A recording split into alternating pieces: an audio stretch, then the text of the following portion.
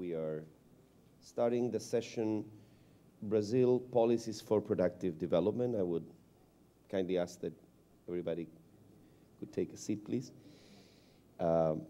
We have a very interesting session this morning. We're going to talk beyond the short run. We're going to go with a view to the longer term, towards development in this of this great country. And we have a very distinguished group of panelists I'm going to introduce in a moment. And I would like to just explain the way the session will operate. After I will make a few introductory remarks, each panelist will speak for about 5 minutes on a first round. Then we'll have a second round with about 4 minutes for each panelist, and a third round, then we go to you. So there's no, at 10, we go to the public. We will start with questions, we'll take questions, and the session wraps up at 10:45. This session is on record, so that you know. So we have press here, and it's on record, not off the record. Let me introduce our group of panelists. We have Fernando Dantas Alves Filho, who is the Territory Senior Partner for Brazil of PricewaterhouseCoopers. We have the Governor, Sergio de Oliveira Cabral, the Governor of Rio de Janeiro, who you all know. We have Professor Ricardo Hausmann from the Kennedy School of Government, Harvard University. We have Senator Aloisio Mercadante. And we have Mark Spellman, who's the Global Head Strategy of Accenture in the UK. On the subject, Brazil shows substantial economic and social progress. Strong growth, in spite of a fourth quarter of last year, with where the recession caught everybody. But the country moved ahead by about 5%. Large numbers of poverty reduction, the incorporation of millions of citizens into the middle class, companies that are world leaders, a leader in the environment, and an increasingly influential voice in the international arena. The recession is hurting here and everywhere, yet this country seems to be in better shape than probably any previous recession that we have on memory to resist the international storm. But this panel will not look at the recession. We have had sessions looking at the recession. We will go beyond the short term with a view to the medium and long term. In particular, we will focus on which reforms are needed to unleash all the country's potential. Let me mention just a few areas, areas of that I would pose to the panelists. You know, of course, they're free to touch on any area, but let me just suggest a few ones. First, on the state sector, one commonly expressed problem is, or discussion here, is the tax burden, the government regulations. Government regulations, by the way, comes in the annual survey, in the annual competitiveness report, comes 133, Brazil, out of 134. So there must be something there. The efficiency of government spending comes with 128 in this same ranking out of 134 countries. So that's another part of the state sector. A second area, innovation. This country is a regional leader in innovation. Yet, if you look, for example, at R&D spending is about 1% of GDP. World leaders spend about 4% of GDP, 3 to 4% of GDP. So very well in the Latin American scenario, but seems to be still some way in the international, in a more demanding group. On infrastructure, in particular, the quality of roads, ports, and air transport infrastructure rank very low in the competitiveness rankings. On labor markets, I would pose the following question. Do they provide enough flexibility to adapt to an ever-changing environment? And financial markets, it's recognized that, you know, banks and financial institutions are in good shape, yet it comes out always the issue, and it has been touched in this conference, of the spreads, you know, very large spreads as an impediment to development. In a recent poll, the most problematic factors for doing business were, the top 5 were the following: tax regulation, number 1. Second, inadequate infrastructure. Third, tax rates. Fourth, restrictive labor regulations. Fifth, inefficient government bureaucracy. With this environment, I'd like to go to the panel and start with Senator Aloisio Mercadante. Senator, please. We have 5 minutes for each panelist on this round. Thank you. A todos, a todas, eu queria saudar todos os painelistas, saudando o governador do Rio de Janeiro, senador e hoje governador Sérgio Cabral. Tenho certeza que está fazendo e fará um grande governo no Estado. E saudar essa experiência importante de trazer o Fórum Econômico Mundial para o Rio de Janeiro e para o Brasil, num momento tão importante da história econômica internacional. Eu quero dizer primeiro que o Brasil, ao longo desse período recente, em particular do governo Lula, do qual eu tenho um compromisso e envolvimento muito grande, foi muito prudente do ponto de vista de construir linhas de defesa sólidas para o enfrentamento da crise.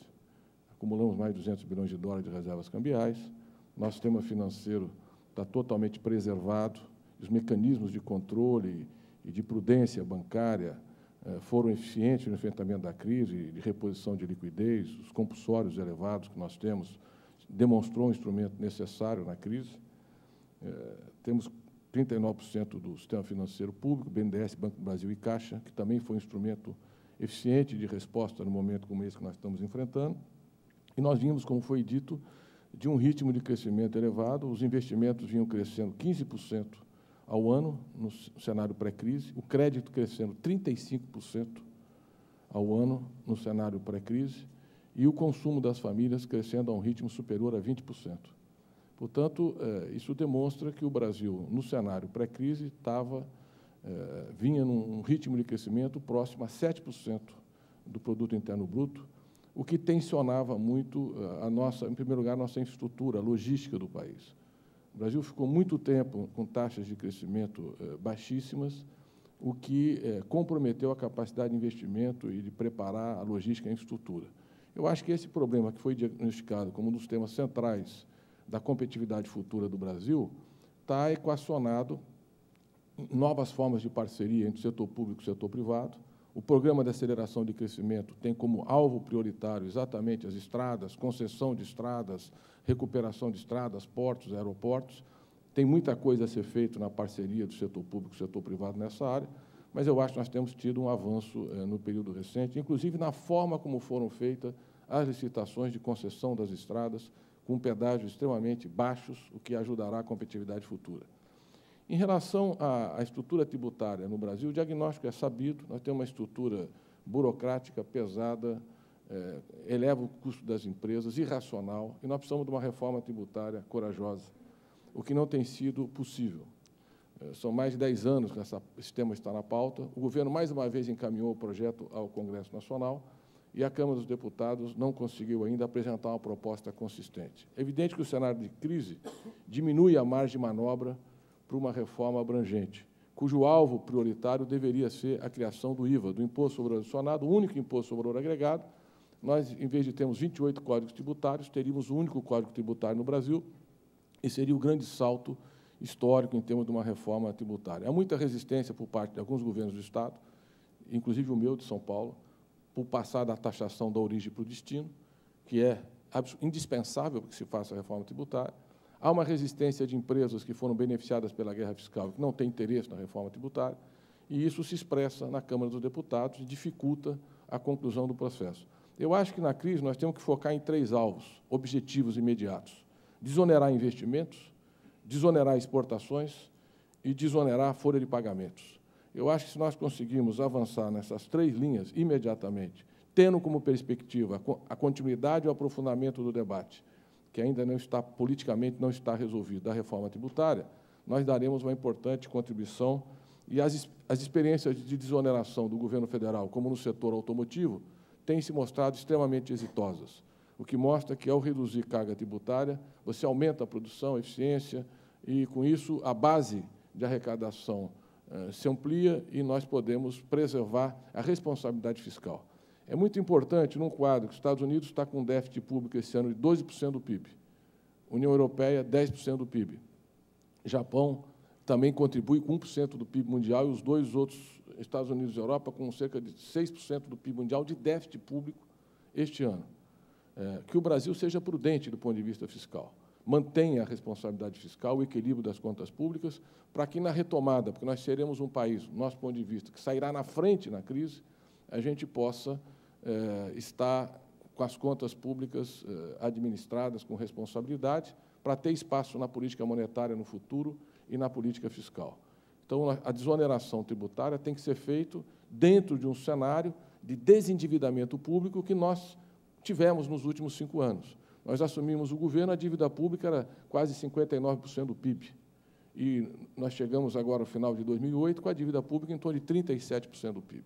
Portanto, houve um esforço de desendividamento, tivemos praticamente um déficit público nominal zero no cenário pré-crise, e este ano vamos ter uma pequena redução do superávit primário, que é necessário para fazer uma política anticíclica, mas sempre olhando a relação dívida-PIB, que é o parâmetro fundamental para a perspectiva econômica de futuro. Do ponto de vista da modernização do Estado, nós tivemos aí uma valorização das carreiras, um esforço, ainda tem muita coisa a fazer, quer dizer, cortar gasto público, especialmente custeio, é como cortar cabelos, tem que fazer toda hora, tem que aumentar a pressão, porque se não tiver esse compromisso, você não libera a capacidade de investimento do Estado brasileiro, que está muito fragilizada e é muito pequena ainda, diante das necessidades de logística, de infraestrutura. Nós estamos com uma taxa de investimento do orçamento público federal em torno de 1% do PIB, e nós precisaríamos, pelo menos, ter 4% do PIB para poder dar um salto necessário nessa demanda de logística e infraestrutura. E parte disso vai ter que ser feito em parceria com o setor privado. Quero chamar a atenção também que o Brasil, nessa saída da crise, ele foi, nos últimos 5 anos, o país que mais aumentou o excedente exportável de alimentos. Nós ganhamos uma grande competitividade na agricultura, o país hoje tem eficiência, tem capacidade, é líder em vários produtos extremamente importantes na agenda do agronegócio internacional. Esse é um setor que se modernizou muito, que vai continuar se modernizando. Nós vamos virar, em 5, 6 anos, uma potência importante exportadora de derivados de petróleo, e a Petrobras está mantendo o seu plano estratégico de investimentos na crise. As descobertas das reservas do pré-sal mudam a história do setor de petróleo na economia brasileira, e esse também é um setor de parceria público-privada muito importante, de substituição de importações, de alavancagem da cadeia produtiva, de inovações tecnológicas, e ainda do ponto de vista das inovações, como foram mencionados, eu queria destacar que o Brasil, o ano passado, nós vendemos mais de 11 milhões de computadores. Nós fizemos um programa muito agressivo de redução do preço, de acesso ao público, ao financiamento, em condições bem favoráveis, e temos um programa público federal de colocar banda larga em todas as escolas urbanas em 3 anos. Eu tenho um projeto já em fase final de votação para colocar também na área rural em 5 anos, computador nas escolas, preparação do corpo docente, e nós colocamos na internet, no mundo digital, 49 milhões de alunos das escolas públicas. Estamos num programa bastante agressivo de informatização das escolas, que acho que vai criar uma base mais sólida, importante, de modernização do sistema educacional e também de preparar uma política de inclusão digital e de inovação tecnológica. E fizemos uma lei de inovação importante, de novas formas de parceria entre universidades e empresas, facilitando, valorizando as iniciativas individuais dos pesquisadores e dando mais agilidade, porque nós viemos de uma tradição universitária muito focada na pesquisa pura, na reflexão acadêmica e pouco envolvida com a produção de riqueza, com a eficiência, com a produtividade da economia. Acho que nós estamos quebrando esse paradigma e criando novos mecanismos de parceria, alavancando o ensino público, a pesquisa, a parceria com as universidades privadas, Fizemos um amplo programa de acesso ao ensino superior nas universidades particulares, que foi o ProUni, que é uma bolsa de estudo, e um programa importante de inclusão social na escola da população de baixa renda, que é o ensino fundamental, que é o Bolsa Família. Mas precisamos focar com muita prioridade a educação, eu diria, como o problema estrutural mais grave da competitividade, da eficiência da economia brasileira no futuro. Nós viveremos cada vez mais uma sociedade do conhecimento, da informação, e além da digitalização, da inclusão digital da população e das escolas públicas, nós precisamos de muito esforço na melhoria da qualidade da educação, especialmente do ensino fundamental, que eu diria que esse é um outro problema relevante da competitividade futura da economia brasileira. Portanto, acho que nós temos um país que foi muito precavido na fase anterior e, portanto, será menos atingido na crise, um país que tem um mercado interno forte, que é fundamental num cenário de deterioração muito forte do comércio exterior, um país que é competitivo em áreas importantes, como o agronegócio, que avançou muito na sua base manufatureira. Hoje nós somos competitivos em avião, a indústria automotiva ela já se recuperou em termos do volume de produção para 270 mil veículos mês, diferente do cenário da indústria automotiva europeia e americana. A nossa está conseguindo manter um nível de vendas e de produção importante, que nos coloca numa posição de quinto, sexto produtor mundial, e um país que tem uma perspectiva na economia do petróleo, no agronegócio e, sobretudo, nesse processo de modernização social, de inclusão social e de inovação, eu diria, especialmente de acesso ao mundo digital, que nos prepara, seguramente, para ter um papel decisivo no futuro da economia internacional. Acho que nós entramos mais tarde na crise, sairemos primeiro e sairemos com um projeto de futuro muito bem definido. E essa agenda ela vai permanecer, precisa um esforço político muito grande, especialmente na reforma política e na reforma tributária. Muito obrigado. Thank you very much, Senator. We have one view, three views from inside Brazil and 2 views from outside. Let's now go to Mark Spellman, who is the global head of strategy of Accenture. And Mark, maybe you can share with us your views on Brazil, and maybe particularly from the issue of innovation, from your perspective as an outsider, but a very informed outsider. Thanks very much, Felipe. And yes, let me try and come at this from a couple of perspectives. I think, firstly, outside in, and also I think very much driving it from a business perspective. And I'd like to sort of start with saying, if you look at competitiveness, competitiveness is fundamentally about expertise and it's about productivity. And as I think about the exam question here, it's really looking at the long-term competitiveness of Brazil, which on the global stage is what is Brazil really going to be known for? And when I think about that, I really think about sort of 4 key dimensions. One is that we're now in a world where basically innovation is borderless. So it's very easy to spend all one's time thinking about Brazil from an internal out perspective. So the first question is, where are the linkage points that Brazil's got with other parts of the world? The second is that when you look at innovation, it's very much linked around what I would call innovation communities and clusters. And that's particularly important when one looks at some of the natural entrepreneurship that I see in Brazil. How does that get fostered and how does that sort of get accelerated? So you have to look at innovation from the point, I think, of clusters. I think, thirdly, innovation has to be systematic. And by that I mean that there are lots of levers that can be pulled. Clearly, one can look at things like employment and immigration. One can look at R&D and tax. One can look at legal and regulation. One can look at some of the areas, particularly around fostering and supporting particular industries. But all of those levers have to be pulled and they have to come together. And I think then, fourthly, and perhaps most importantly, there needs to be focus. And I think one of the things that, particularly as an outsider looking in, is to sort of try and work out what are some of the really key areas that Brazil should be focusing on in order to get, I think, scale at a global level. And clearly, Brazil has got some very strong underlying strengths. One can look at, for example, the whole area of clean energy, look at the questions of ethanol. The Senator's already mentioned some of the other areas, particularly around food production and around agriculture. But it seems to me that what one needs here is fundamentally a holistic approach going forward. So where I start is very much looking at those dimensions and saying, okay, where do we start in terms of focus? And if we're looking particularly at the demands, for example, for clean energy going forward, that is an issue on the global scale and at a local level which is not going to go away. How is it that Brazil can, if you like, exploit that more, but how do we make sure that on both the demand side and the supply side that Brazil is going to be in a leadership position going forward? So let me just sort of draw down from that overall framework and just talk a little bit more about how I see sort of innovation particularly moving forward. When one looks at innovation in other countries, it's very clear that the linkage between government, business, and academia becomes hugely important in terms of creating centers of expertise.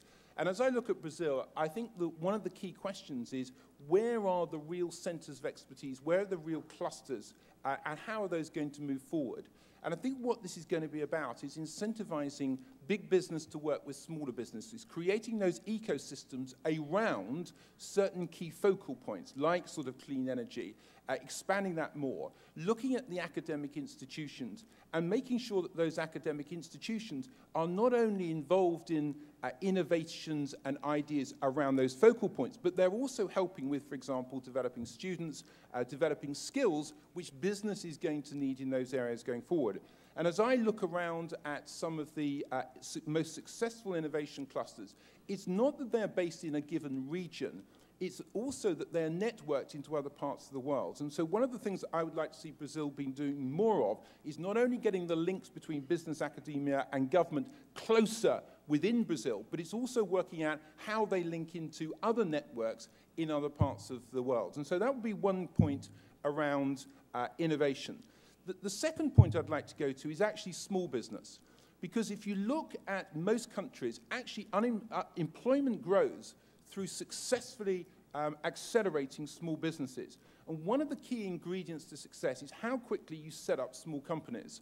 And I think one of the things that we should be looking for in Brazil is how do you streamline the process to allow small business to get set up quickly? How do you fast track it? One of the things that we've done in the European Union, for example, is we've set very explicit timeframes for how quickly you can set up a new business. And it's not just about how you set it up, but it's how then you scale it, how you encourage it to grow and develop. And another way that you can encourage small business, I think, is through public procurement policies. Because one of the things that you find in many governments is that it's very anti-enabling small businesses to actually work for government. And I would like to see some streamlining, some improvements, particularly in how public procurement works as it relates to small companies. And I think, obviously, there's a lot of discussion we'll have in the panel here about education and about skills. Again, I think that if you look at best practice, a lot of companies in emerging markets are setting up their own training academies, are getting involved in educational institutions, are helping to set the agenda, particularly around some of these sort of key focal points, which might be, as I say, like clean energy. And I think that needs to get accelerated and move forward very dramatically if we're really going to be building the skills that are going to be needed going forward. And we know that things like science, maths, engineering are going to be critically important if one's going to drive productivity within Brazil. The last point I just want to make is around outputs versus inputs. It's very easy to have a debate about inputs. So we talk, for example, about 3% of GDP being spent on R&D.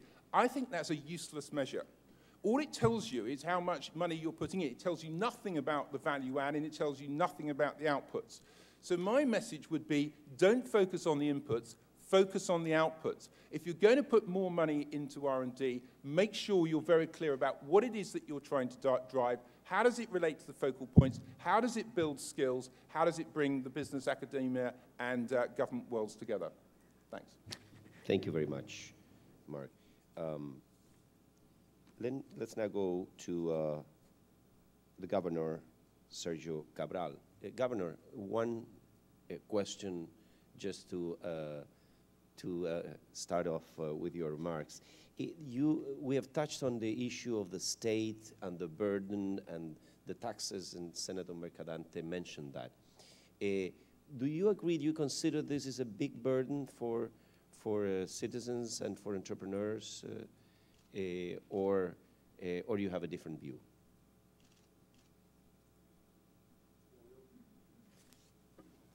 Eu queria, antes de mais nada, agradecer a presença de todos no Rio de Janeiro, a decisão em Cancún, particularmente a Klaus Schwab e a Lozoya, pela crença de que poderíamos realizar o World Economic Forum Latin America aqui no Rio de Janeiro.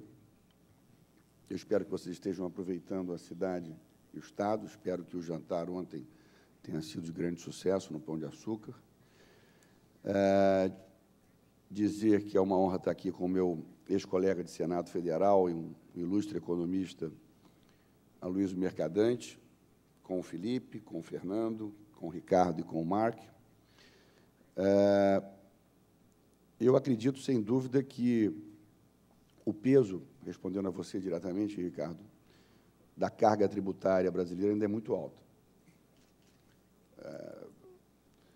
E o senador Aloysio Mercadante observou com muita clareza esse aspecto da necessidade de uma grande reforma tributária. Ela é alta, complicada, desnecessária. Quer dizer, eu acho que ela favorece muito aos profissionais da contabilidade e aos advogados da área tributária, não é?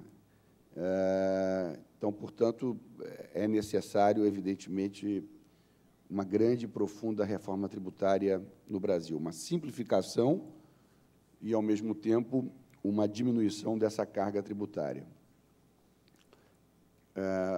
O outro aspecto da carga, que se denominou chamar de custo Brasil, é o custo do emprego no Brasil, o custo do emprego formal. Nós temos no Brasil um exército de trabalhadores no setor informal por conta do preço do emprego formal, não é? Evidente que tudo isso você tem que combinar com as necessidades e as demandas exigidas pela população ao Estado brasileiro.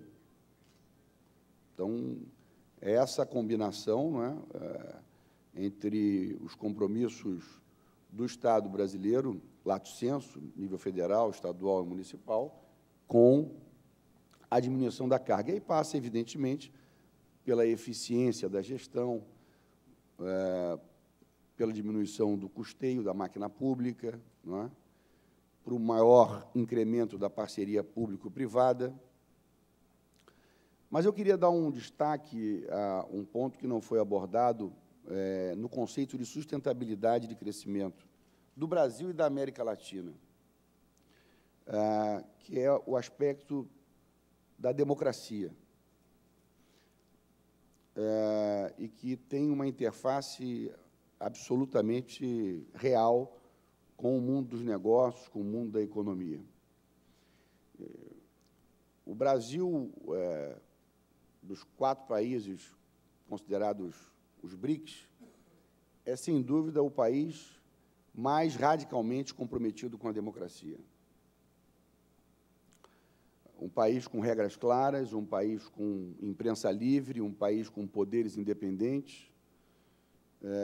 Nós tivemos, recentemente, uma excitação muito grande em torno do alto prestígio popular do presidente Lula e uma suposição de desejo de terceiro mandato. O presidente Lula imediatamente refutou essa possibilidade, não é? E eu diria que assisti pessoalmente ele dizer a um chefe de Estado que custou muito caro para o Brasil completar, em 2008, 20 anos de Constituição Brasileira Democrática e que nós não podíamos brincar com a democracia. E o que significa no ambiente de negócio? O que significa em regras, né? O quanto que os homens de negócio sofrem e os próprios governos nas relações, quando não se tem regras claras, quando não se tem o jogo estabelecido e estabilizado.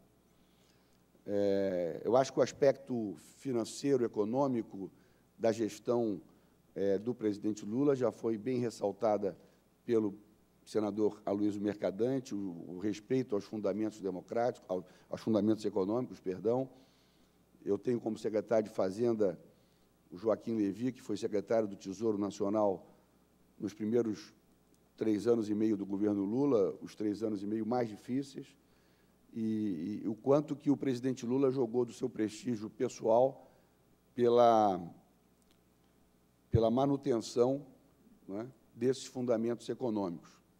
Vocês imaginem o que é um líder sindical chegar ao governo em 2003 e oferecer um aumento aos funcionários públicos de 0,1%, apenas para cumprir uma exigência legal de envio ao Congresso Nacional de uma mensagem de reajuste. Então, ele gastou a sua força popular apostando na estabilidade do país, apostando nas regras e no respeito aos contratos. E vocês acham que ontem assistiram uma aula de maturidade política e econômica de um chefe de Estado.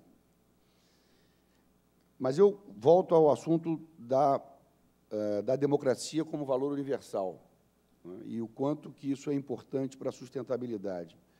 A América Latina ela viveu durante todo o século XX, né, ela viveu durante o século XVII, XVIII, XVI, XVII, XVIII e XIX a condição de colônia e das lutas pelas emancipações, e viveu o século XX uma dicotomia entre o populismo e os regimes ditatoriais. E acho que o Brasil tem um papel fundamental na América Latina na aposta por esses fundamentos democráticos. O senador Mercadante abordou, en passant, a questão da reforma política. Eu acredito que essa é tão ou mais importante que as demais reformas. O grande desafio do Brasil, ao meu ver, na próxima agenda, é aprofundar a reforma política. E algumas questões absolutamente óbvias, quer dizer, o sistema de voto no Brasil pode ser aperfeiçoado,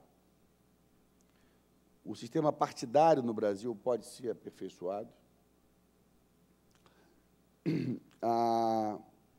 o Brasil é um país onde o voto, por exemplo, é obrigatório. Eu não conheço um país democrático onde o voto seja obrigatório, de tradição democrática, perdão.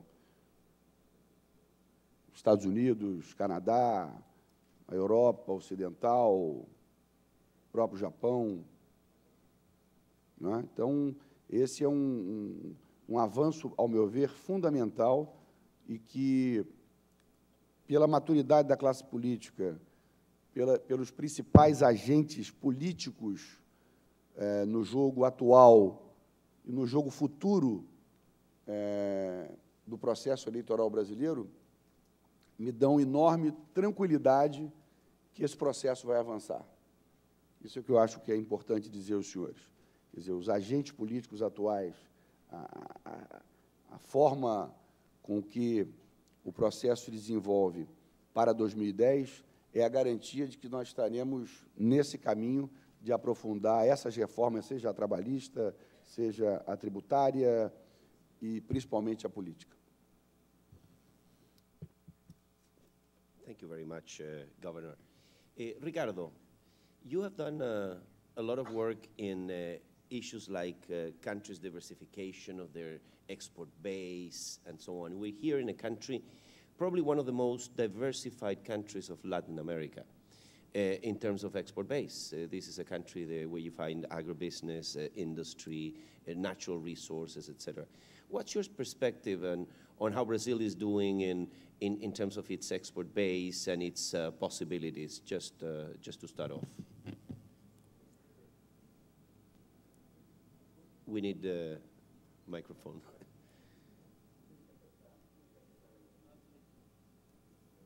Okay, ahora sí, perfecto. Well, thank you, Felipe. It's really a pleasure and an honor to be here and with such a distinguished panel and such a sensible and insightful panel.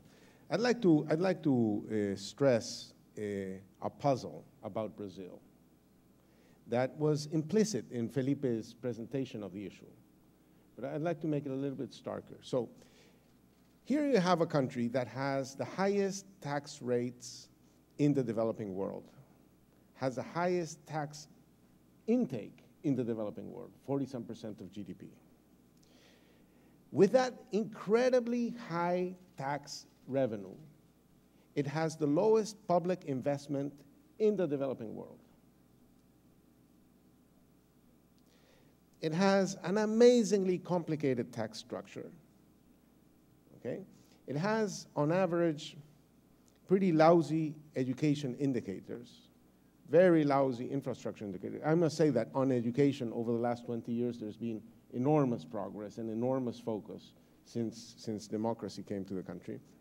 But, you know, it takes a long time for the people who are in school to get into the labor force and then to move up. So a lot of that change has happened. But the structure is, you know, very lousy average education indicators, very lousy infrastructure indicators, very lousy regulatory indicators. So if that is all true, what would you expect? You would expect that no one wants to invest in that country. Why would you invest in a country where the business environment is so amazingly lousy? And here you have a country where the central bank has to set the overnight interest rate at the highest level in the world. There is no overnight real interest rate higher than Brazil's. And that is because, unless they set this incredibly high interest rate, the economy would overheat. It is the interest rate required for investors not to invest more than the savings capacity of the country. So actually, the appetite for investment in this country, which is reflected in the Selic, is an indication that in spite of the lousiness of the business environment, expected returns in Brazil look promising. And financial conditions have to be tightened up so much. Imagine for a second what Brazil would look like with Chilean interest rates and with Chilean financial systems. You would have enormously more possibilities for investment in manufacturing, in housing, in a lot of stuff. So the question is, how do you explain these amazingly lousy business environment indicators with this incredible appetite for investment in Brazil that requires that incredibly tough monetary policy? I would say that that is an indication that a lot of what it takes to be a successful country is already in place. A lot of what it takes to be a successful country is already in place. I have been working on a bunch of countries that are benchmarking themselves in the global competitiveness indicators of the World Economic Forum, and they do much better than Brazil. I work, for example, on El Salvador. They do remarkably well in the indicators. They've been focusing on improving their business environment. They've dollarized. They have very low interest rates, and so on and so forth. There's no appetite for investment. Here, in spite of the lousy business indicators, there's a lot of appetite for investment. So what is Brazil's secret? And I'd say that Brazil has a lot of what it takes to grow, and that is, you know, you have business models, technology, innovation, products, where people can see growth potential. So, you know, the agricultural revolution has been mentioned. It is an amazing revolution. It is an amazing revolution. People thought that tropical agriculture was impossible. They found the trick around tropical agriculture, the no-till, the GMOs, you know, the soybean sector, the sugar and bioethanol sector, and so on. Petrobras, I am from Venezuela. I am amazed at the fact that Petrobras is a technological powerhouse, and we have been able to, in the same time, destroy our own oil industry. So When Presal is in place, Brazil will be a bigger oil-producing country than Venezuela, and I don't know what we'll do then because, we don't play soccer and we don't, so anyway. It has Embraer, it has a bunch of stuff. So Felipe mentioned, that Brazil has the most diversified export platform in Latin America. And on top of that, it has something that I think is really, really important, and not just because I'm Venezuelan. It has been very hard in Latin America to have a democratic process that all parties believe in, and where both the right and the left and the center and everybody else has been in power,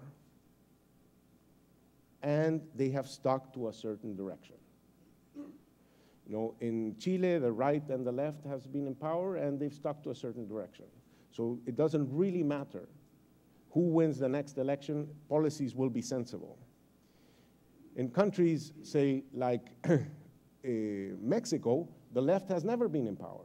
So, you might like policies today, but, there's a possibility that, somebody else might come sometime down the road, and we don't know what they're going to do. Maybe they're going to be sensible, but we don't know.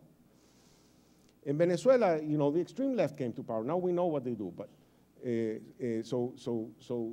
but here, it doesn't really matter who wins the next election. Brazil is on a certain road that is shared by broad sectors of the society, and that gives a certain stability and credibility to the democratic institutions. And that, I think, is a huge asset.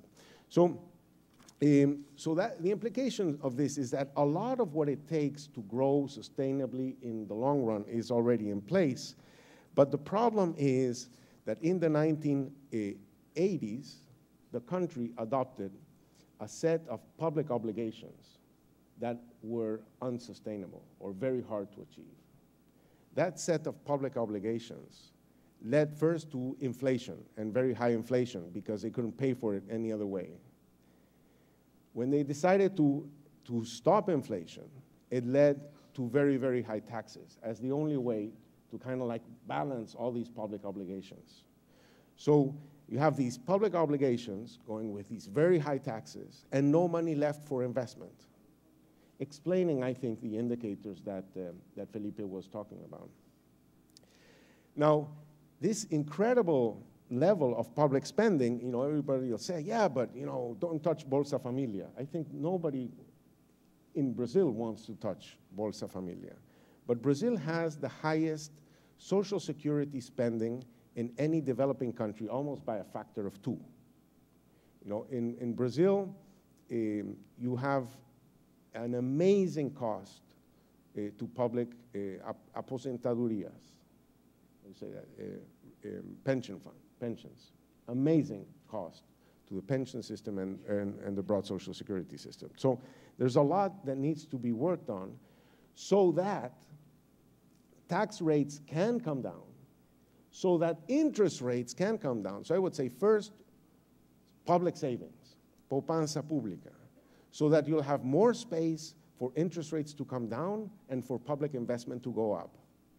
As the economy grows and as you outgrow your social obligations, in the sense that the economy will make it easier to pay for what you have, then I'd say there will be a lot of scope for tax reductions and tax leveraging and so on. And in the meantime, be confident that there's plenty of investment appetite in Brazil. There are plenty of investment opportunities in Brazil that will keep the economy motoring forward so that you can actually build on the stuff that is already working while you work out if this public indigestion you got in the 1980s. Thank you. Thank you, Ricardo.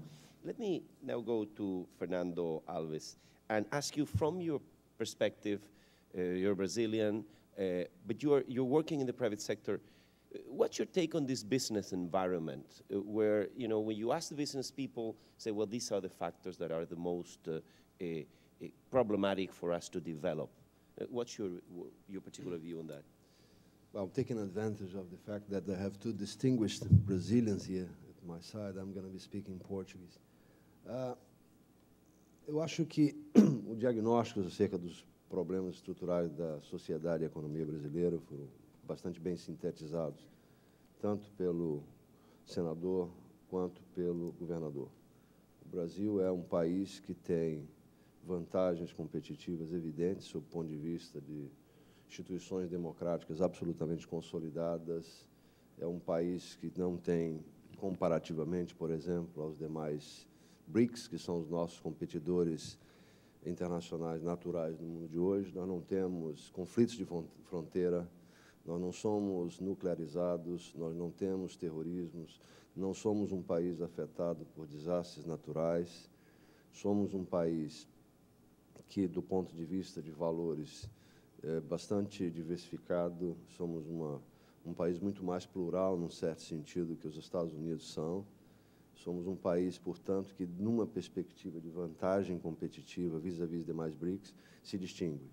Eu acho que não é possível, por exemplo, comparar a escala do Brasil com a China, mas é possível, sim, olhar o Brasil como uma plataforma para se ganhar dinheiro na América Latina, cujo PIB se equivale ao do chinês. Então, se o Brasil for visto como tem sido visto como uma potência hegemônica da América do Sul, o conceito de mercado brasileiro ele já se amplia naturalmente para abrigar o conceito de mercado sul-americano. E esse conceito de mercado sul-americano, dentro da nossa absoluta convergência e proximidade com os nossos vizinhos, ele começa a nos configurar numa dimensão internacional como um país com um PIB, com possibilidades muito mais próximas daquele que é visto hoje como um país que, na dimensão de escala, tem vantagens competitivas óbvias. Então, eu acho que o Brasil, a despeito de todos os problemas aqui elencados, ele tem, no meu modo de ver, vantagens competitivas evidentes em relação aos seus competidores naturais, que vão desde uma perspectiva de valores sociais, desde a perspectiva de solidez das suas instituições democráticas e o compromisso com elas como fator de sustentabilidade, como tão bem elencou o governador, até uma dimensão mais ligada especificamente a fatores e agentes econômicos, como é o caso de nós temos uma extensão territorial ainda substancialmente inexplorada. O Brasil tem 170 milhões de terras já aradas e submetidas à exploração agrícola, 150 milhões de terras ainda inexploradas. Quer dizer, praticamente nós temos a nossa atual fronteira agrícola explorada, inexplorada pela frente. Das 370 milhões, por exemplo, de acres que nós temos de terras que estão hoje submetidas à criação de gado e outros gêneros, boa parte delas pode também ser transformada em terra agrícola. Portanto, nós estamos falando de um país que, na dimensão de extensão territorial e possibilidade dessa extensão territorial na perspectiva econômica, tem óbvias vantagens competitivas em relação a qualquer país do mundo. A nossa fronteira agrícola se equivale à fronteira agrícola americana, com a distinção de que a fronteira agrícola americana está 97% explorada. Então, nós podemos, sim, transformar essa atual vantagem comparativa que temos em relação aos outros países do mundo numa óbvia vantagem competitiva. Se nós olharmos, por exemplo, a nossa extensão territorial e compararmos com a nossa população, nós vamos ver que nós somos um país com relativamente baixa densidade populacional. Essa relativa baixa densidade populacional e a idade da nossa população também nos transforma num país com óbvias vantagens competitivas em relação aos demais BRICS e, eventualmente, outras economias emergentes e mesmo economias mais centrais. O Brasil remains, como se diria alguns, um work in progress. Quer dizer, o Brasil ainda, a despeito dessas potencialidades e óbvias vantagens, o Brasil tem um sistema político que precisa ser revisto.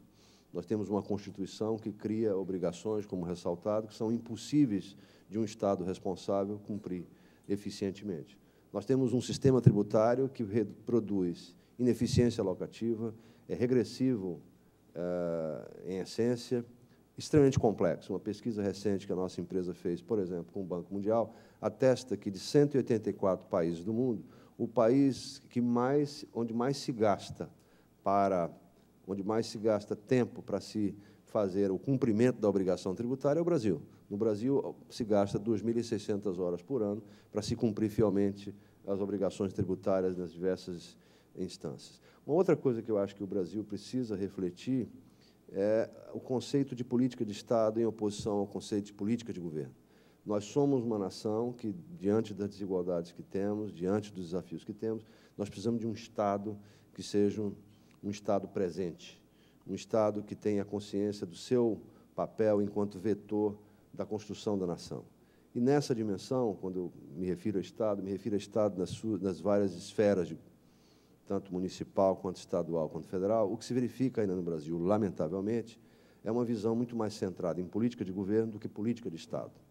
A cada ciclo de governo se reinaugura uma discussão sobre as políticas da sua área, e eu acho que isso gera óbvias desvantagens competitivas, soluções de continuidade, etc. Portanto, eu acho, como brasileiro, que nós precisamos ser capazes de evoluir no sentido de ter discussões mais presentes sobre a estratégia da nação e a necessidade de ter políticas de Estado em oposição a uma discussão mais provinciana, mais localizada no tempo, de políticas de governo. Isso nas 3 esferas de governo. A outra questão que eu acho que é fundamental no Brasil é nós avançarmos ainda mais do que já avançamos no conceito de abertura da economia. E aqui eu não me proponho a ser advogado da abertura ampla, geral e de sem controle. O que eu quero dizer?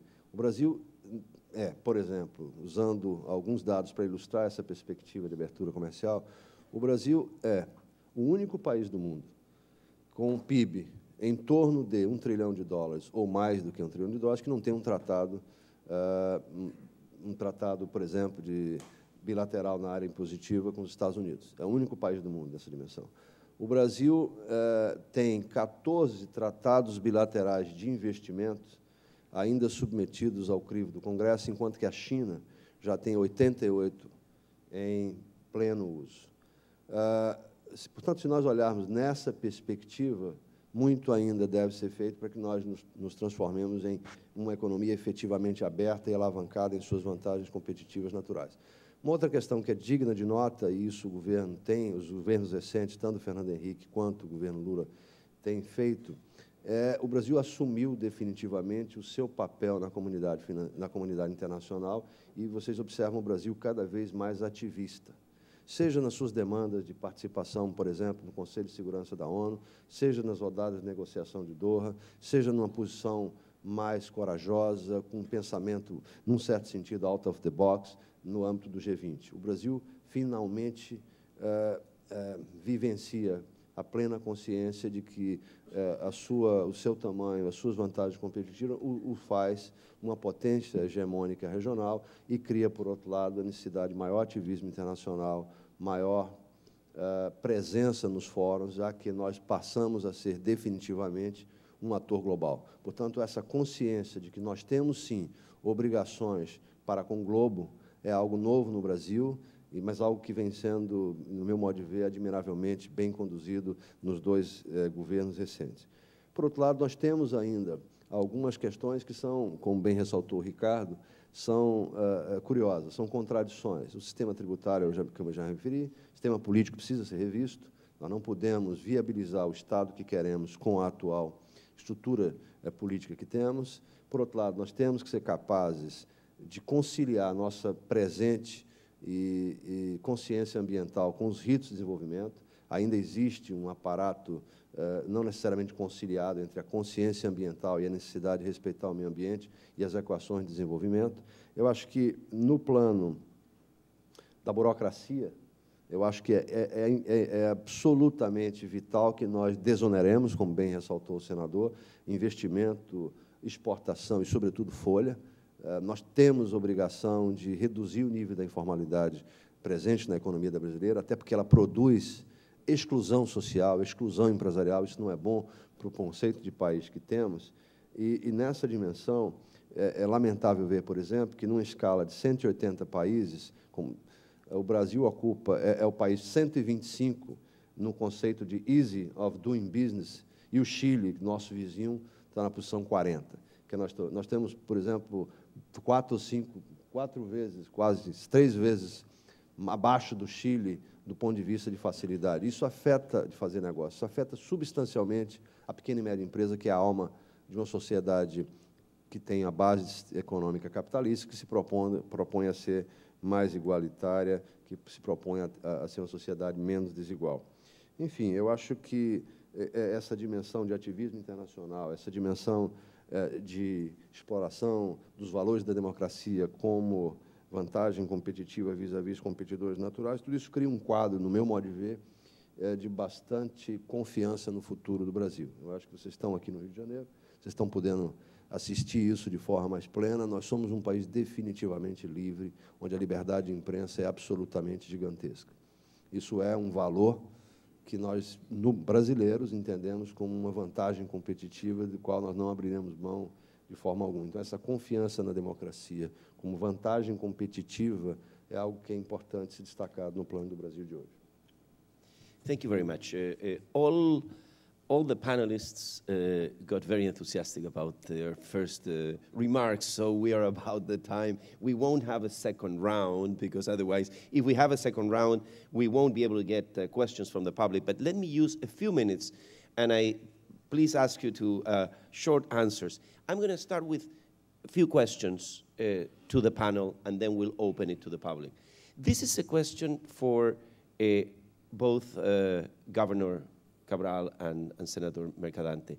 You both agree that, and you say it's important and urgent tax reform, and that is a very important aspect for the development of Brazil. I have been hearing this for a long time since coming to Brazil. What is really preventing this from happening? What is in the political scene that has prevented for so long this reform that is so necessary for the future of Brazil? Eu quero provocar um pouco o debate. Primeiro, essa lista de 130 países, eu acho que vai ter que ser revista depois dessa crise. Metade desses países quebraram na crise. E a outra metade, eu não sei quando vão sair da crise. E nós não só resistimos à crise, como sairemos na frente. Portanto, a visão de competitividade tem que ser uma visão de longo prazo. Tem que ser uma visão um pouco mais aprofundada sobre o que, de fato, significa competitividade estrutural. O que era apresentado como anomalias, por exemplo, nós temos um nível de depósito compulsório bancário extremamente alto. Nós tínhamos 270 bilhões de reais em caixa, depósito compulsório. 50% do depósito à vista é depósito compulsório no Brasil. Outros países não têm depósito compulsório. Aparentemente, é uma vantagem comparativa. Só que, na crise, nós tivemos 100 bilhões de reais para colocar no sistema financeiro e dar liquidez. E os outros países simplesmente quebraram o seu sistema financeiro. Nosso sistema está totalmente preservado, não tem um banco aqui sendo com qualquer risco de insolvência. Nós temos 40% do sistema financeiro são bancos públicos, BNDES, Banco do Brasil e Caixa. E eu tenho visto analistas hoje analisarem que essa condição também é um instrumento de defesa importante num cenário de crise financeira com a proporção que nós tivemos. Só quero levantar 2 pontos para responder à questão da reforma tributária. Nós fomos o país que viveu a mais longa hiperinflação da história documentada. Portanto, a saída de um processo de hiperinflação deixou um passivo fiscal muito alto, que era uma dívida pública de perfil extremamente curto, totalmente indexada ao câmbio, porque nós vivemos sucessivas crises cambiais, e que isso impôs uma política monetária de juros extremamente elevados, o que ia gerando um círculo vicioso de endividamento e juros elevados. E nós tomamos posse com uma taxa de juros de 27,5%, há 6 anos atrás. E chegamos a ter taxa de juros muito mais alta do que isso nas crises anteriores. O que estava na origem dessa crise, da política monetária? A crise cambial, ausência de reservas, ausência de estabilidade da taxa de câmbio. Qualquer oscilação no câmbio trazia inflação e você pressionava a política monetária. E ia gerando uma dívida, um passivo fiscal muito elevado. Nós trouxemos a dívida pública de 67% do PIB para 36% do PIB.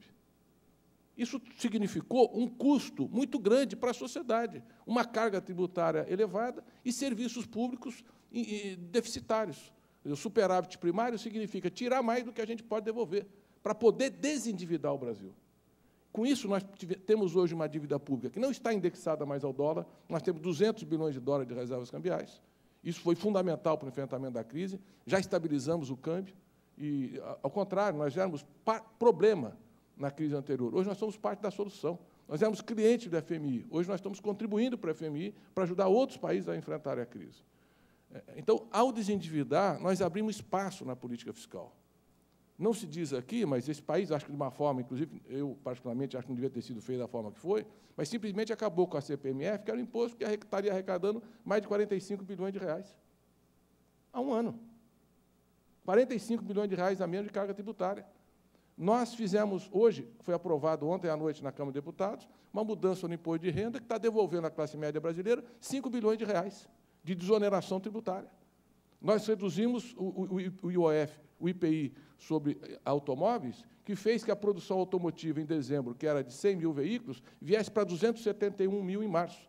O país que teve a melhor recuperação em termos de produção automotiva na crise, que é a indústria da indústria, que puxa toda a cadeia produtiva da indústria manufatureira para trás e para frente. Nós tivemos uma desoneração da indústria da construção civil, que está sendo muito importante para a alavancagem da construção civil, e um programa de moradia popular, a meta ambiciosa, difícil de realizar, de 1 milhão de casas. Por isso tudo, eu diria que a melhora nas contas públicas, a melhora nas contas externas, permitem algum espaço na política fiscal. E deram espaço à política monetária. Nós trouxemos a taxa de juros de 27,5% para um patamar de 10% e vamos para um dígito de taxa de juros, que é uma coisa que não existe no Brasil há mais de 30 anos. E cada 1 ponto percentual da taxa Selic, o governo ganha 8 bilhões de reais fiscal do ponto de vista de um ano. E os outros países, muitos países, já esgotaram a política monetária. Nós temos espaço na política monetária. E vamos usar com inteligência. Não vamos usar com assodamento, nós temos que fazer com prudência para poder permitir que a taxa de juros caia sustentadamente. E a queda dos juros está abrindo espaço para desoneração. Concluo dizendo, nós temos que desonerar investimento agora, imediatamente, desonerar exportações para ganhar competitividade e desonerar folha de pagamentos para gerar emprego. Fizemos uma reforma tributária, que é o super simples, para micro e pequena empresa, que, na realidade, já foi feita, e fizemos agora a microempresa individual, que podemos formalizar 10 milhões de pessoas, começa a ser lançada a partir de julho desse ano. Mas precisamos enfrentar a reforma tributária, como disse, com coragem. Fazer o imposto sobre o valor adicionado, impulsionar esse debate, que é uma coisa... Onde estão as resistências? Vou repetir. Em alguns governos de Estado, que não querem perder o poder de tributar, e especialmente os estados, como São Paulo, que a taxação na origem do ICMS dá um ganho relativo e passar para o destino significa distribuir renda regional no país, e não querem abrir mão dessa prerrogativa, e empresas que foram beneficiadas pela guerra fiscal e não querem a reforma tributária. Dizem publicamente que querem, mas não querem. As mesmas, por exemplo, que criticavam a apreciação do câmbio e estavam entrando no derivativo de câmbio. Então, entre o discurso e a prática. Nós temos que quebrar essas resistências. A reforma é necessária para a sociedade, para o consumidor, para quem produz. Ela é uma prioridade do Brasil. E nós temos que tentar realmente pressionar politicamente para quebrar essas resistências, e talvez só é possível implantar a reforma tributária ao longo de um prazo, precisa de tempo para poder implantar. Vamos dar esse tempo, mas vamos fazer essa reforma tributária. E a crise é uma oportunidade para a gente focar nos nossos problemas de falta ainda não foram resolvidos futuramente. Só quero terminar dizendo o seguinte: do ponto de vista da energia limpa, nós hoje, mais da metade do consumo de energia automotiva já é etanol, e mais 90% dos carros vendidos são bicombustível. Nós produzimos etanol a metade do custo da economia americana, a 1/3 do custo da União Europeia. Então, competitividade também é acabar com subsídios agrícolas nos países ricos e abrir, através de Doha, esse mercado de etanol, onde nós somos eficientes e competitivos e podemos ajudar a enfrentar o efeito estufa. Do ponto de vista da agricultura, e foi muito bem colocado, nós somos o maior produtor mundial hoje de carne bovina, de aves, terceiro em carne suína, o primeiro em soja, o primeiro em suco laranja, o primeiro em café, o terceiro em milho. Enfim, nós ganhamos uma competitividade e uma capacidade de inovação e um potencial de fronteira agrícola que poucos países têm, o que vai ser um diferencial de competitividade no futuro. Por último, quero só lembrar que o mercado de consumo de massas é outra vantagem competitiva. E parte das nossas políticas sociais permitiram que, nesses últimos 5 anos, nós tivéssemos a maior distribuição de renda da história documentada do Brasil, do IBGE.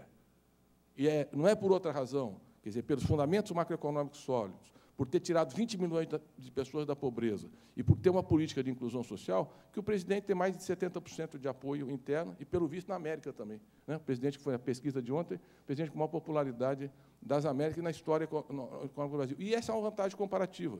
Né? E é um presidente que, apesar da sua popularidade, vai colocar o mandato, sim, à disposição da sociedade, porque nós queremos pluralismo, queremos alternância, queremos respeito às liberdades, e essa é uma vantagem comparativa de longo prazo. O debate transparente, público, plural, é um diferencial, não só nos BRICS, mas, eu diria, na história da América Latina, onde o populismo tem tantas vezes se recolocado como um desvio, o autoritarismo e o populismo. E nós estamos superando essas duas condições bipolar de atraso democrático na região. Por isso, eu recomendo uma revisão rigorosa da lista, como a agência de risco também, que davam AAA para um monte de países e bancos que quebraram. Nós não tivemos, estamos sólidos e vamos melhorar nossa posição. E vamos ter que enfrentar, eu concordo, essa agenda de reformas estruturais. Muito obrigado. Thank you very much. Governor, will you have something to add? Please, 2 minutes if you can, so we can take questions from the public. Let me just, one thing that you mentioned previously, you said that Brazil is the only country that you know in the Western world where voting is mandatory, legally mandatory. Well, I must also say that in Chile it's mandatory, and you get a fine if you don't vote. So, but please, if you... Alô. Felipe, primeiro eu fiquei satisfeito da minha tese da democracia como um valor competitivo extraordinário ter prevalecido entre os diversos palestrantes. Segundo, dizer que o que eu quis dizer é que o voto obrigatório, ele nos países de democracia consolidada, não existe. Democracia tradicional, democracia secular, com poucos hiatos, não é o caso do Chile nem do Brasil. E até pegando mais uma vez o Chile como exemplo, foi dito aqui do processo facilitador no Chile, da estrutura tributária simplificada. É evidente que a gente tem sempre que olhar o processo histórico e também as dimensões dos países, né? A ditadura chilena cumpriu, de certa maneira, essa função econômica de preparar o ambiente chileno para a democracia, tanto que o candidato do ditador era o ministro da Fazenda. Né? Mas a gente tem que entender o tamanho dos países, não é? Quer dizer, o produto interno bruto do Chile é do tamanho do produto interno bruto do Rio de Janeiro. Né? O produto interno bruto da Argentina é um pouco menor do que o produto interno bruto de São Paulo. Eu acredito que... E outra coisa, quer dizer, que Churchill dizia com muita propriedade, a democracia, ela dá muito trabalho, mas não inventaram nada melhor do que ela. Né? Então, o que o senador Mercadante expôs é a questão da reforma tributária, como da reforma política, ela vai se aprofundar. E o senador Mercadante deu 2 exemplos concretos, alguns exemplos de diminuição dessa carga, tanto com o supersimples, na Constituição Civil, para os exportadores. Agora, é evidente que são 27 estados.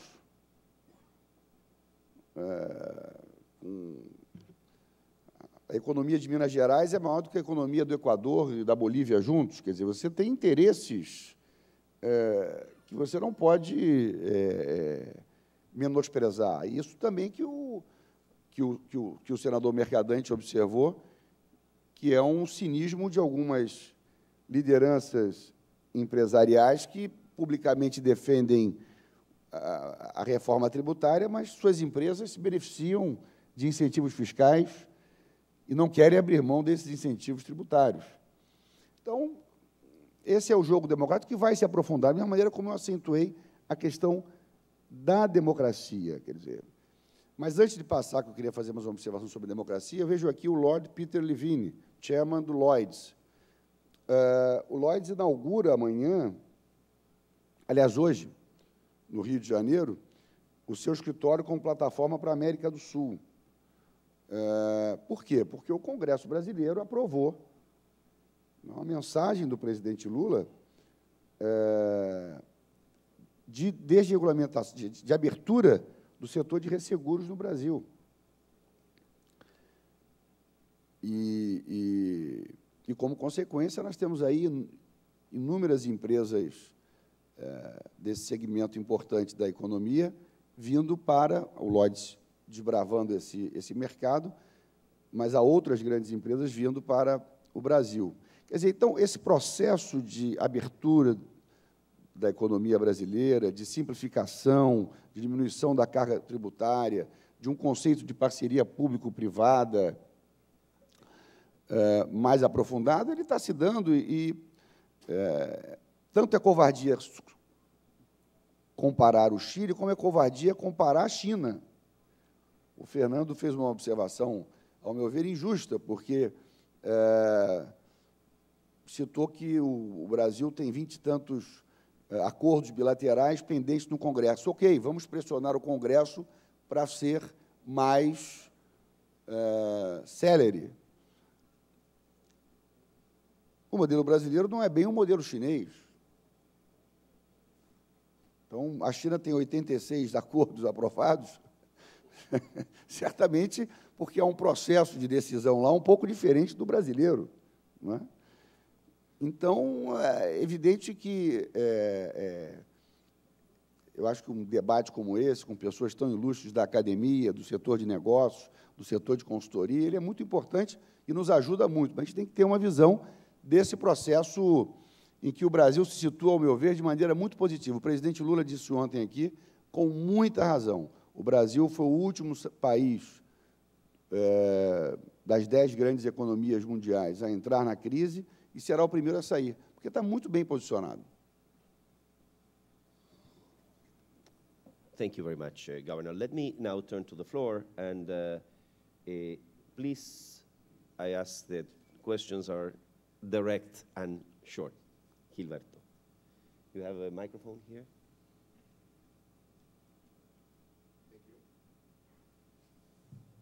My name is Gilberto Marin from Mexico. Sorry to continue again with the tax reforms, but I have been here since 15 years producing baby diapers. And since the first time I talked with the government, with Cardoso, he told me that was necessary, the fiscal reform.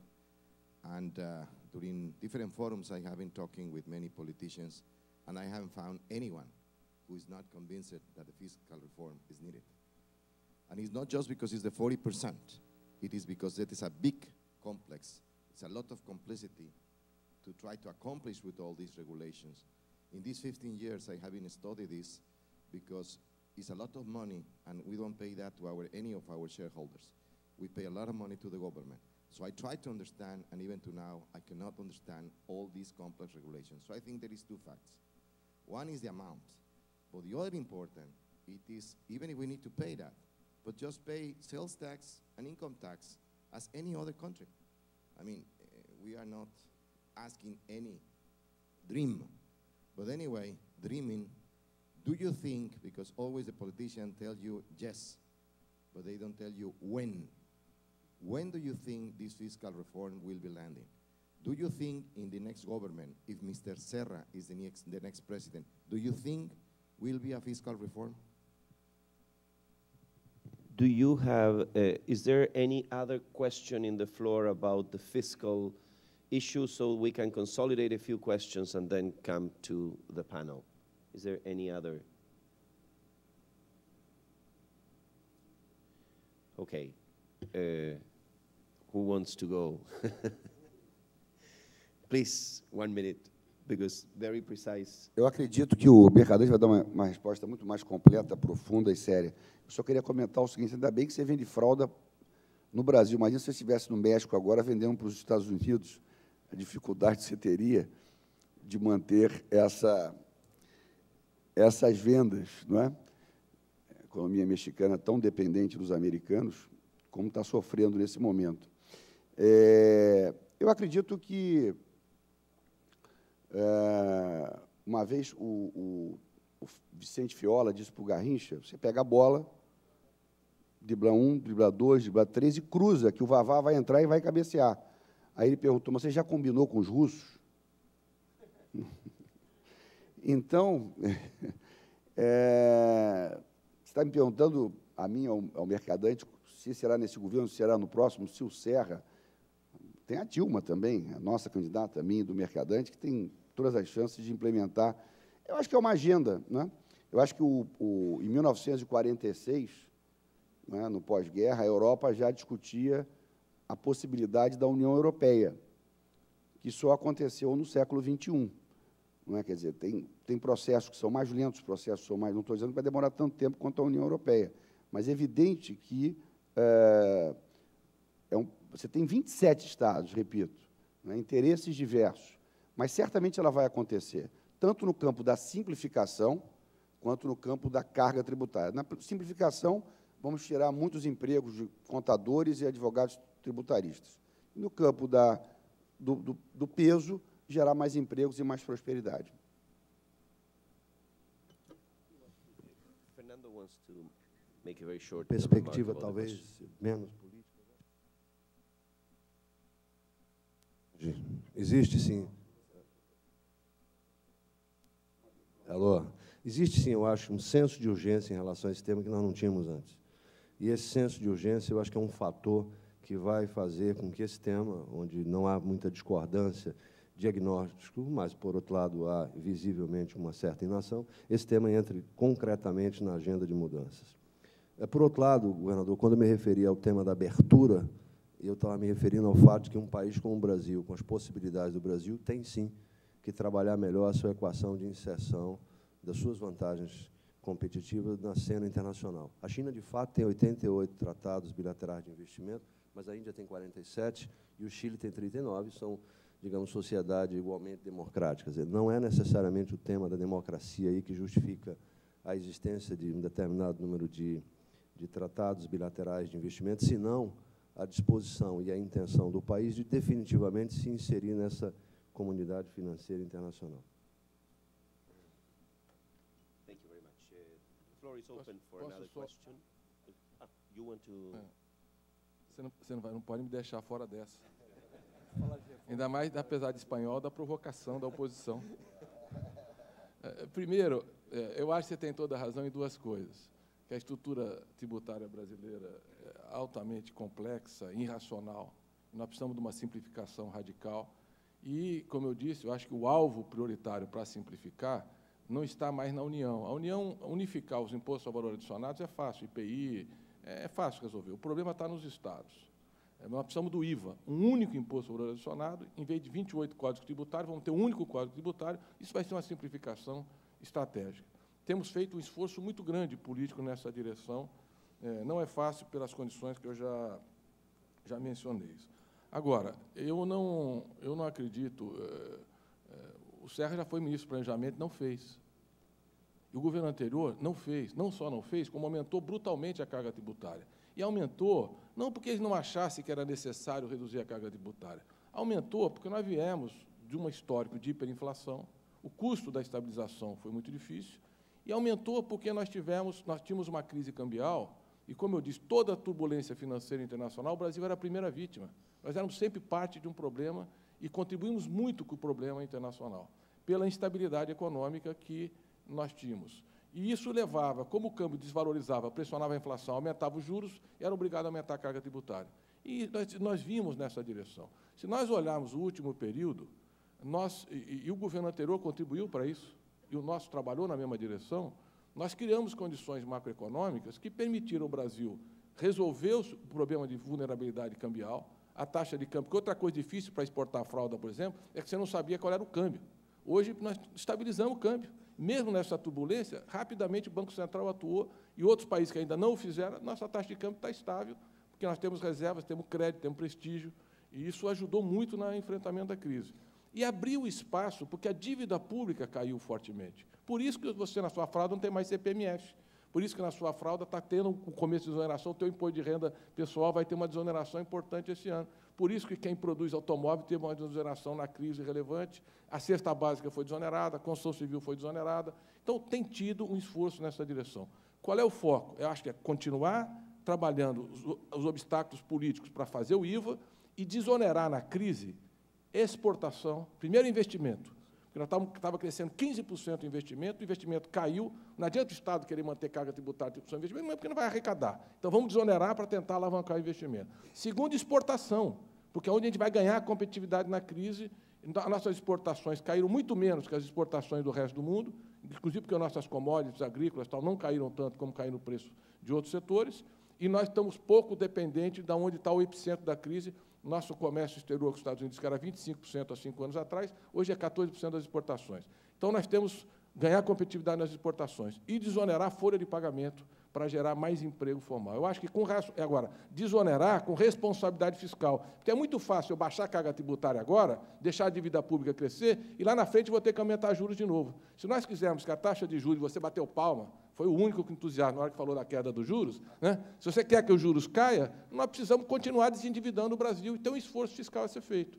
Então, nós temos que desonerar olhando para o futuro, para não endividar o Brasil novamente, para a gente poder manter os juros caindo e sair na frente. E só termino dizendo o seguinte: responsabilidade fiscal. Hoje nós temos que cobrar do governo americano, que está com déficit público oficial de 12% do PIB, e da União Europeia, que está com déficit de 10% do PIB, e se você considerar o comprometimento fiscal com a crise bancária, a União Europeia é 26% do PIB de comprometimento fiscal com as garantias bancárias. Se forem executadas, espero que não sejam, seguramente não serão, nós teríamos um déficit público de 26% do PIB. Sabe qual foi o nosso déficit público no ano passado?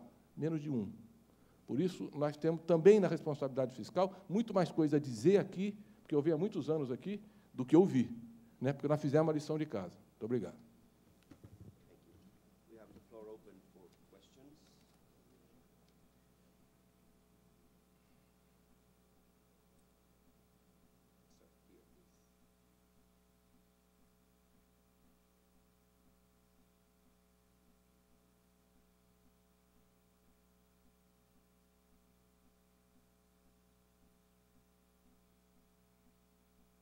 My name is Ivan Botelho from Brazil. It's not a question, it's more like an answer to Mr. Husband, falar em português. Mr. Husband, o senhor mencionou o nosso caos, tanto fiscal como tributário, como político, educação, saúde, transporte, e também outros, né? Mas eu queria lhe dar uma resposta que o mesmo caos nós encontramos na Índia, na Rússia e até na Almighty China. Mas, no entretanto, eu queria lhe dizer que os três, e mais nós temos um item que é rei, que chama-se mercado. O Brasil é visto lá fora como um grande mercado. E só para lhe dar uma ideia, nós hoje temos, só um pequeno exemplo, 140 milhões de linhas de telefones celulares. Isso é um grande mercado. Então, os investidores que vêm para cá, eles olham essas coisas todas, esse caos todo, mas o olho grande é realmente o nosso mercado. Thank you very much. Let me get another question from the floor, if we have. I don't see. Is there a question here?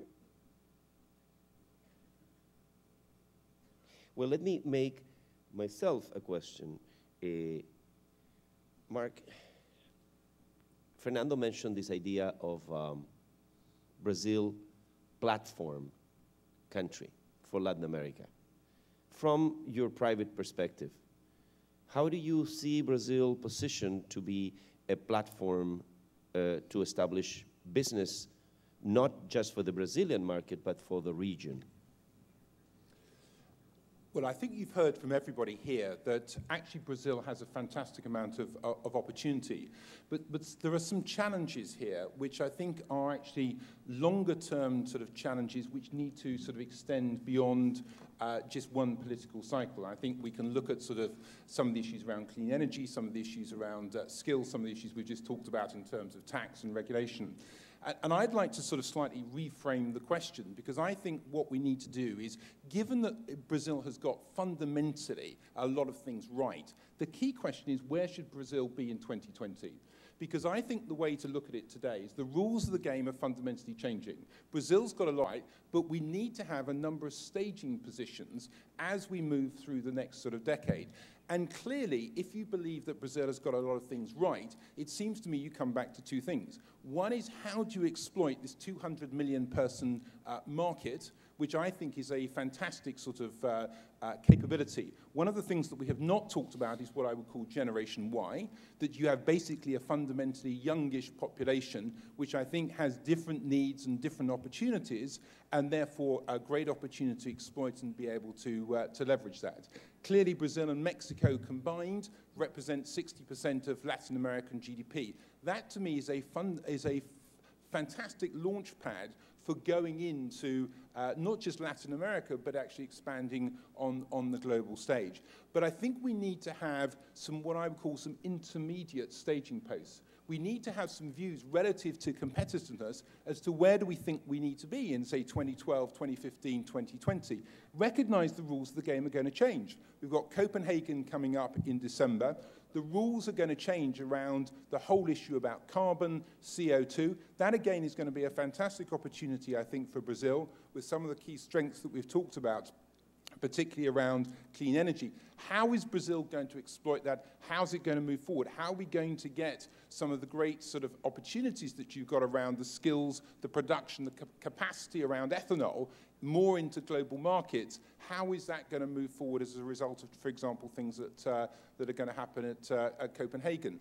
So I think that what I would say is, yes, there's great opportunity. Yes, there are some challenges. More views about intermediate stepping stones as to how do we improve underlying competitiveness, develop the domestic market, use it as a launch pad. And one of the things that we've noticed is particularly growth doesn't always come by going from, let's say, a Brazil to a Europe. It very often comes by going to other emerging markets. And I think that we can see particularly what companies like Petrobras have done in terms of moving into other countries. That is an example of what I think other Brazilian companies will be able to do. Remember today, 78 of the top 500 companies come from emerging markets. 29 of them sit in China. 5 of them today sit in Brazil. There's a great opportunity for, I think, Brazilian companies to become more significant on the global stage. Thank you very much. Is there any question from the floor? Yes, sir. You can introduce yourself. João César Lima. Eu queria fazer uma pergunta para o governador Sérgio Cabral. Como um carioca entusiasmado que sou, eu tenho acompanhado bem de perto o nosso estado e a cidade em particular, e o que a gente tem visto é que, apesar dos efeitos da crise, que afetou todo mundo, e o estado também, nós estamos numa situação, antes e depois da crise, onde o Rio de Janeiro, proporcionalmente, tem um grande volume de investimentos, é o maior volume de investimentos, talvez, de todos os estados da federação, em termos proporcionais, tanto do setor público do setor privado, como do setor privado. O senhor tem conversado com muitos interlocutores de investimentos no Brasil e no exterior sobre as oportunidades de investimento no estado, que são diversificados: siderurgia, petroquímica, hotelaria, no norte e no sul do estado. Na sua visão, o que tem feito esses investidores buscar o Rio de Janeiro e quais são os fatores que atraem esses investimentos, especialmente num país emergente como o Brasil e particularmente no Rio de Janeiro? Bom, eu começaria fazendo um comentário, uma informação da abordagem do Mark, que ele reiterou, na verdade, ele havia abordado já anteriormente a questão ambiental e essa agenda ambiental de tecnologias limpas, de energia limpa, e foi um tema que eu devo colocar publicamente, abordado ontem no encontro que precedeu a palestra do presidente Lula, entre o presidente Lula e Klaus Schwab. O presidente Lula sugeriu ao presidente do World Economic Forum que esse seja um tema, inclusive, que, na visão dele, une o Fórum Econômico Mundial e o Fórum Social Mundial, que é um tema que seria interessante ser explorado pelos dois fóruns. E eu acho que o Mercadante já abordou, de certa maneira, esse tema, e nós temos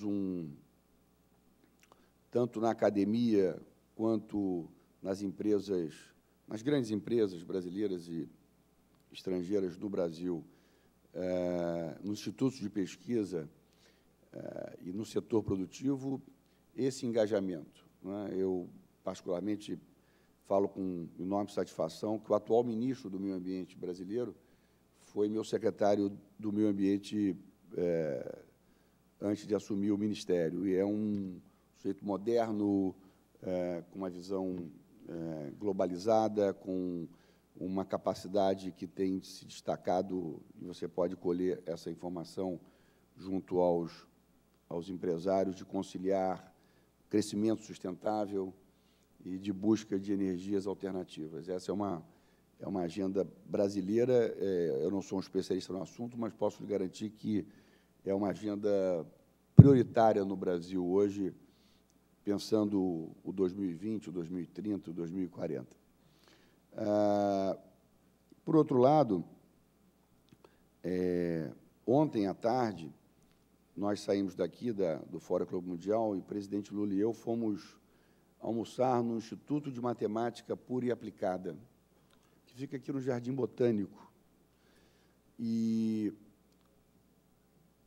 o INPA, ele é um dos 6 maiores institutos de matemática pura e aplicada do mundo. No ranking feito pela comunidade acadêmica internacional, ele está um pouco abaixo de Berkeley, de Harvard e de Paris, né? Na América Latina é a única referência. Está aqui no Rio de Janeiro, e lá ontem, no almoço, havia cientistas de todos os lugares do mundo, matemáticos de todos os lugares do mundo, com um enorme vínculo com o setor produtivo, com a pesquisa. E dali nós saímos para um evento onde o presidente Lula entregou prêmios pelo 4º ano consecutivo da Olimpíada da Matemática. Então, o INPA, a academia, que colaborou com o Ministério da Educação e da Ciência e Tecnologia para formular esse programa de Olimpíada da Matemática, onde participaram 18 milhões de alunos.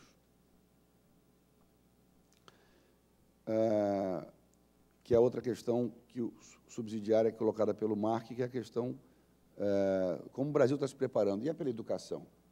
E o governo tem feito um esforço muito grande, os governos têm feito um esforço muito grande. Se eu não me engano, está nos jornais de hoje, eu li na internet ontem à noite, educação bateu recorde de presença no PIB brasileiro. Nós chegamos no ano passado a 4,2% e esse ano 4,6% do PIB brasileiro. E, se eu não me engano, superamos a Rússia em investimento de educação no ano de 2008. Agora, é evidente que há muito a investir nesse campo, desde o ensino primário ao doutorado, e na conexão da pesquisa com o setor produtivo. Eu acho que o Rio de Janeiro, me pergunta o João da Price, tem aproveitado positivamente a sua condição de um estado da logística. E, ao mesmo tempo, quer dizer, como é um estado, um estado bonito, um estado que atrai a qualidade de vida, seja a cidade do Rio, seja o norte do estado, com Búzios, Cabo Frio, seja o sul, com Angra dos Reis, quer dizer, é um estado do bem-estar, onde você concilia, e você tem uma metrópole, onde você tem uma quantidade significativa de teatros, de cinemas, de museus. É um estado em que você, tanto o setor de serviços quanto os investidores no setor industrial, no entorno da cidade, têm essa capacidade de... Porque é muito chato também você viver numa cidade onde não oferece as condições de qualidade de vida que o Rio oferece. Eu vou dar um exemplo. Dia 30 de abril, o presidente Lula voltará ao Rio para entregar a carteira de número 30.000, carteira de trabalho de número 30.000, ao maior investimento privado industrial do Ocidente, aqui na cidade do Rio de Janeiro, na parte oeste da cidade, em Santa Cruz. É o maior investimento da ThyssenKrupp, da sua história, em sociedade com a Vale, onde já estão, e nesse dia, 30.000 trabalhadores empregados e trabalhando. O Rio tem o maior investimento da história da Petrobras, que é o Complexo Petroquímico de Itaboraí, onde, pela primeira vez, nós teremos uma refinaria brasileira capaz de refinar o óleo pesado brasileiro. As refinarias da Petrobras, elas são obrigadas a fazer um blend entre o óleo importado, óleo leve, com o óleo pesado produzido no Brasil. Essa vai ser a primeira refinaria com a capacidade de refinar o óleo pesado brasileiro. E com uma planta sofisticada de petroquímica. Siderurgia, o Rio de Janeiro hoje é o maior produtor siderúrgico do Brasil, né? Não só pela CSA, mas pela CSN, pela Votorantim, pela Gerdau. Quer dizer, então, o Rio tem, de fato, não tem do que reclamar. Nós temos uma agenda aí de 100 bilhões de reais, 50 bilhões de dólares nos próximos 3 anos de investimentos assegurados. Tem um grande investimento no norte do estado, privado, exclusivamente privado, do empresário Ike Batista, do Grupo X, de alguns bilhões de dólares. É um porto que vai se transformar num grande hub e numa grande plataforma industrial, e eu digo até que é a nova oficina do pré-sal brasileiro. Então, de maneira que o Estado do Rio não tem sentido a crise, com números excelentes de carteira de trabalho, com um aumento na receita dos impostos estaduais, mas, efetivamente, com enormes precauções e responsabilidade fiscal. Não é à toa que o Joaquim Levy é o nosso secretário de Fazenda. Thank you very much. We have a few minutes, but I think that...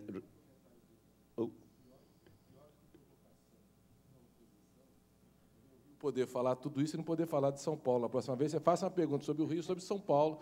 Eu queria falar do meu estado, o maior estado da federação, o PIB industrial, estado moderno, grande polo de serviços, centro financeiro do país, um estado pujante, que é a grande locomotiva do Brasil, e o Rio está avançando muito, está se apaulistando, melhorou muito economicamente. E tudo isso começou com a Bahia. We have to be drawing to a close, and I have, few remarks to wrap up, but maybe, Ricardo, you wanted to say something? 1 minute? You wanted to, you were indicating you wanted to, I don't know, respond to some comment or... Well, no, just very briefly. I mean, this is a country of an incredible potential, and you know the old joke that Brazil is the country of the future and will always be. But the point is that as you move along in these reforms, it's important to have a certain sense of order and priorities. Because there is a possibility that if, suppose, you improve the tax system and you improve the business environment, and there isn't enough savings around, everybody will want to invest. There is no savings around. The central bank will jack up interest rates. The cost of the public debt will go up, and until people get sufficiently discouraged not to invest more than the savings. So it's important that as you move along and create more appetite for investment, that you also create more space for that investment to take place and not to derail the process. So that's why I think that savings, in the case of Brazil, is such an important thing, and that as you touch around on the tax structure, that you need a policy of fiscal discipline on the consumption side so that you create the space for the additional investment. Okay, we are drawing to a close, and I'd like to make a few final remarks in trying to summarize what the spirit and the discussion of this panel. First thing here is I think that we are living with I live at least with a very positive view of the future for this country, beyond the crisis, beyond the current crisis. I think there is a wide agreement that this country can weather the storm much better than in the past, and that, you know, probably it won't be a very long crisis. And then we come to the issue of the long-term competitiveness. We have talked here about the many potentials and competitive advantages of this country. In the environment, a leader in the environment, companies that are world-class. In innovation, where more needs to be done, and Mark made correctly the point that you not only need to measure innovation of the input, but also about the output. We have, the governor pointed out about the value of democracy as a very important competitive asset of this country, and I would wholeheartedly agree. I think the other aspect about Ricardo I would like to mention is the following. If this country, with all the challenges that it's facing, with the high tax rates and high tax burden, that it's interesting to mention that the conditions, based both of what Senator and the governor mentioned, the conditions for a tax reform seem to be getting into place. It's not going to be easy, never easy to put together an agreement. There are 27 states was mentioned, but the conditions, the level of the public debt is coming down, so there is a better macro scenario for that very needed tax reform. But going into what could be kind of summarizing the final point, if this country is, with all these challenges, the bureaucracy, the informality, growing already at rates before this crisis of about 5%, which was last year, what could be the potential of growth for a country that can remove a few of these obstacles? And I would point that probably this is a country that can aim to grow at 7% on a consistent basis if it can remove, if it can increase the public saving and the public and private saving, can remove, make a good tax reform, improve the bureaucracy, reduce, the taxes that are hurting the most complicated ones. And I think that is a tremendous point to end this panel on a very positive note. Thank you very much.